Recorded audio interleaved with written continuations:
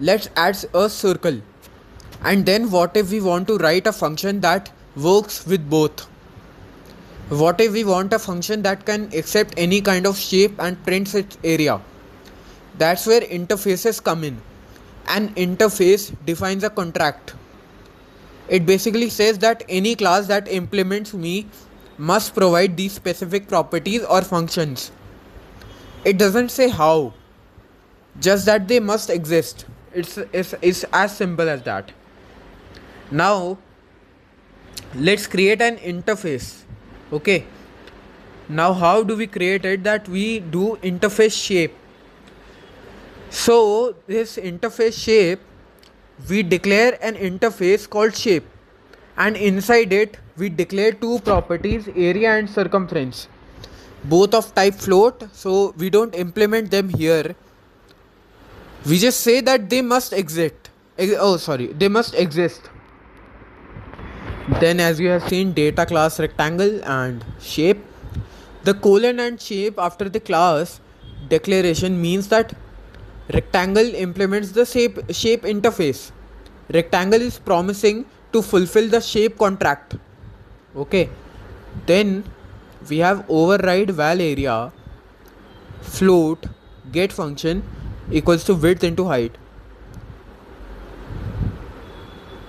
So what the override keyword here means that we are providing the implementation for a property that comes from the interface. For rectangle, area is width into height. Okay. Then we have the override val circumference. We have float get function into 2 into height plus width, and for rectangle circumference is 2 into width plus height, in obviously width plus height in parentheses. Then comes our data class circle, which has val radius and float data type, and then colon shape after class declaration, right? Then circle also implements shape. For a circle, we see that area is equal to pi r square, and circumference we have 2 pi r. So what we have to print is that we will create a function print shape areas where shapes equal and list shape. Okay, so what this function does is that this function takes a list of shape objects, notices that it's a shape, not rectangle or circle. It works with anything that implements the shape interface. Right now that's rectangle and circle. So if we add a triangle class tomorrow that also implements shape, this function automatically works with triangle too. We don't need to change it at all. I hope you are getting my point. Now let me type shapes.for each.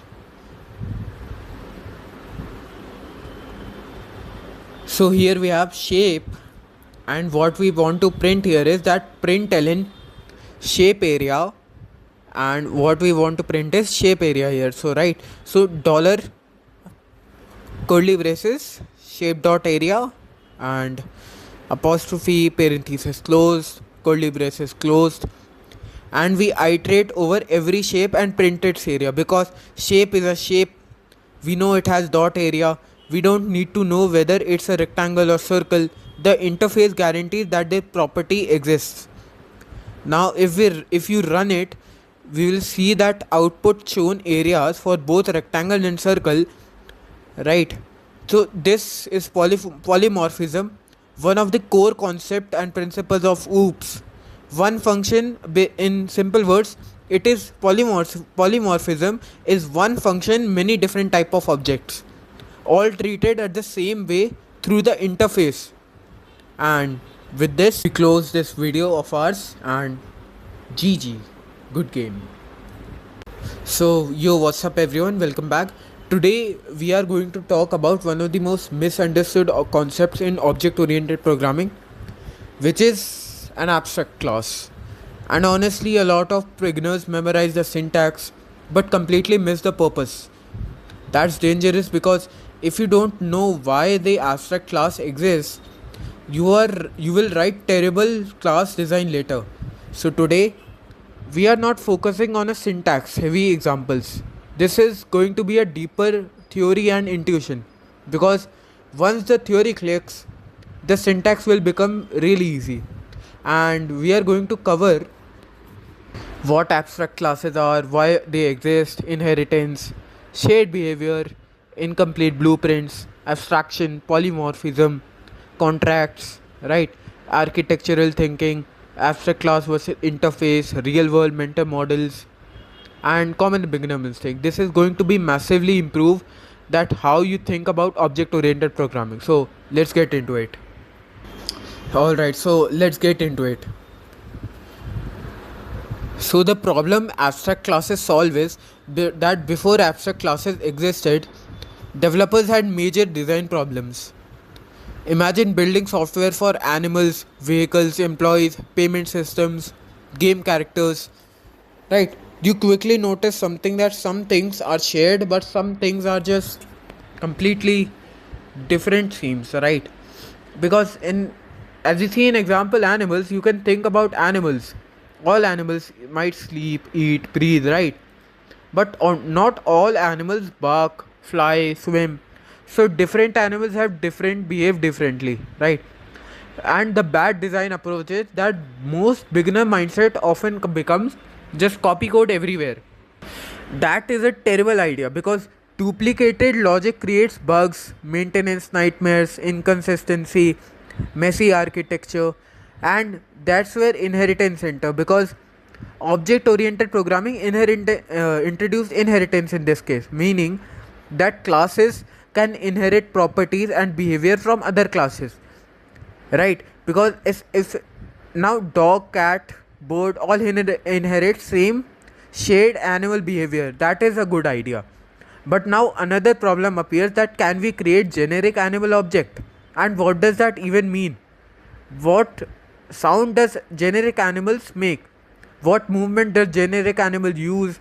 It's an incomplete concept. That is where abstract classes comes in. Abstract classes represents that incomplete blueprints, very important phase. And normal classes versus abstract class means that in normal class you can create a complete blueprint, you can actually create objects from it. But in abstract class you can create a partial blueprint that is meant only to be inherited from and not instantiated directly.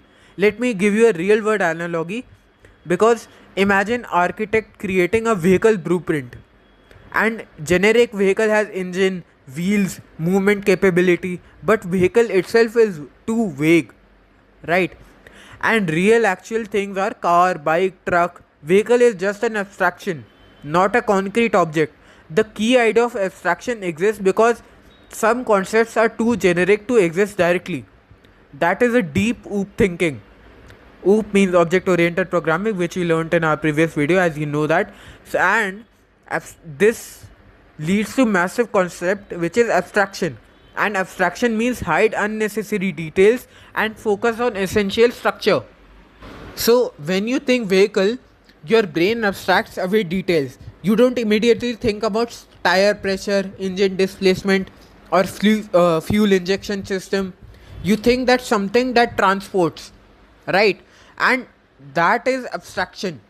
And programming models reality similarly, because abstract classes help define shared structure, shared rules, shared behavior without forcing concrete implementation yet. And abstract classes is not useless. Beginners sometimes think that if I can't create object from it, what's the point? That is a wrong mindset, because abstract classes are architectural tools. They organize system. Think like software architect, because large applications are not just random code files. That is a professional software requires hierarchy, structure, contracts, predictable behavior, reusable foundation.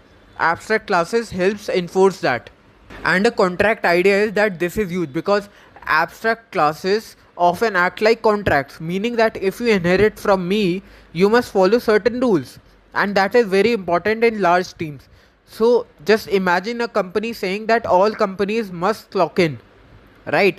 So that is a shared requirement, but how employees work differs.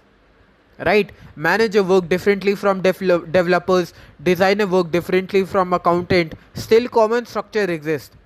That is abstract classes model this perfectly, right? And shared behavior and unique behavior, because this is a core philosophy. Abstract classes allows both shared functionality and custom implementation simultaneously, because why this matters is that without abstraction, large projects become spaghetti code, because everything is disconnected. No hierarchy, no consistency, and no enforceable design here. And abstract classes often represent templates. They define that what subclasses should have and what behavior subclasses should implement, what common logic already exists between them. An important distinction that I want you to notice, that abstract class says that these things are common, and meanwhile subclasses that this is my specific version. That is a powerful architecture. And if I want to share some real software examples with you, think of a game engine. Like, think of a game engine character. Okay.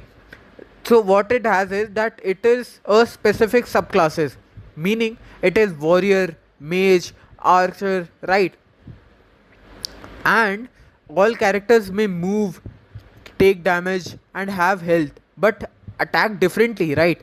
And Android examples are that Android itself heavily uses abstraction. Example: activity, fragment, recycler, view adapter. These are frameworks expecting you to provide specifics. Framework provides architecture and structure. You provide implementation. That's abstraction everywhere. And why beginners struggle is that most beginners, and I mean it truly, because beginners focus too much on syntax instead of modeling systems. Abstract classes are architectural thinking tools, not just syntax tricks. I hope you are getting this, and I hope I'm not too much boring. Now we have concrete versus abstract. And it's a very important distinction. And concrete class is fully implemented and can create objects directly.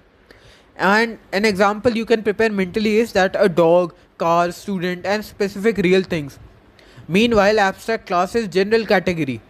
Example that animal, vehicle, employee, more conceptual than specific.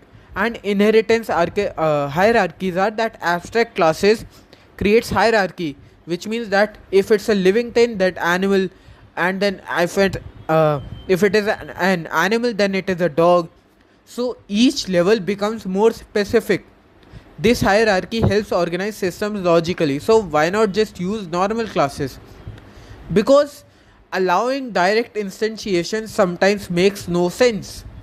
Keep that framework in your mind. Print it. Okay. So what kind of vehicle is that? If we create new vehicle, what kind of vehicle is that? That is undefined, incomplete. Abstract classes prevents invalid conceptual objects, and that enforces major design, major frameworks. And just a final mindset shift, that beginners ask that how do I write abstract class syntax, right? These are the questions that most beginners have asked me. Meanwhile, strong developers ask that what concept should be abstract. This is what a strong developers ask, that what concept should be abstract. And that is the real skill that you will use, that will help you crack interviews,